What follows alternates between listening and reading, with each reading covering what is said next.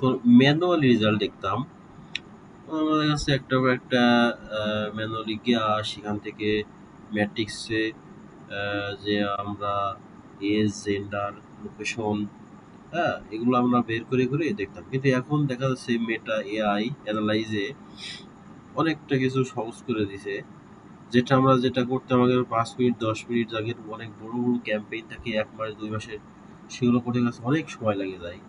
অনেক সময় সেখান থেকে আমরা কয়েক মিনিটের ভিতরেই পুরো ক্যাম্পেইনের রেজাল্ট আমরা বের করে নিয়ে আসতে পারি।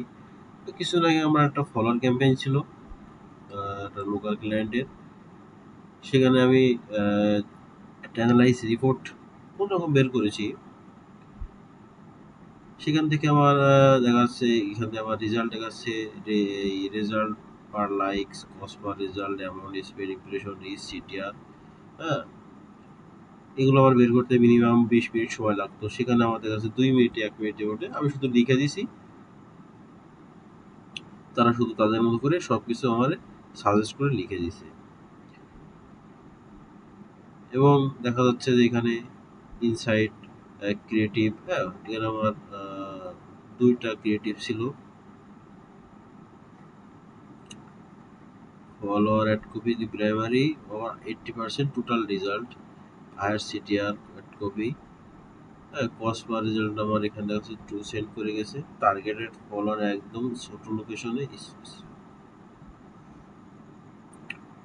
এবং দেখা যাচ্ছে আমার এখান থেকে অ্যাডভান্টেজ প্লাস অডিয়েন্স সেটাও মানে অলরেডি সাজেস্ট করছে। তো স্কেল করার জন্য আমার এখানেও একটা বিশাল একটা কিছু সাজেস্ট করে দিকে দেখাচ্ছে আমার এঙ্গেজমেন্ট রেট, হ্যাঁ, সবকিছু আমার একটা।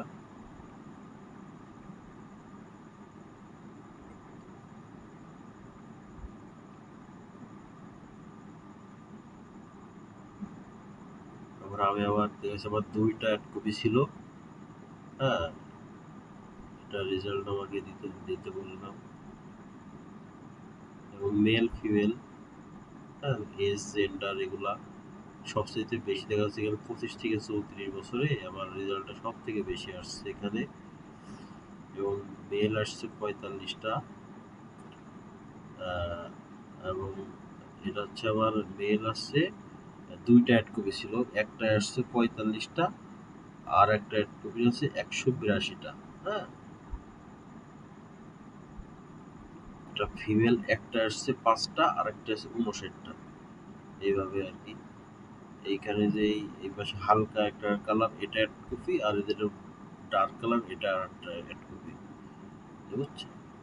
একটা 41টা দেখা যাচ্ছে, আর একটা 8টা, এখানে একটা 16টা, আর একটা দেখা যাচ্ছে 83টা, এভাবে বেশ এভাবে মূল পর্যবেক্ষণ এখানে দেখা যাচ্ছে 25 থেকে 34 বছরে সবচেয়ে বেশি সাড়া দিয়েছে, এবং সর্বোচ্চ 83টা ইএমআই বিজ্ঞান তুলনা, এই আর কি।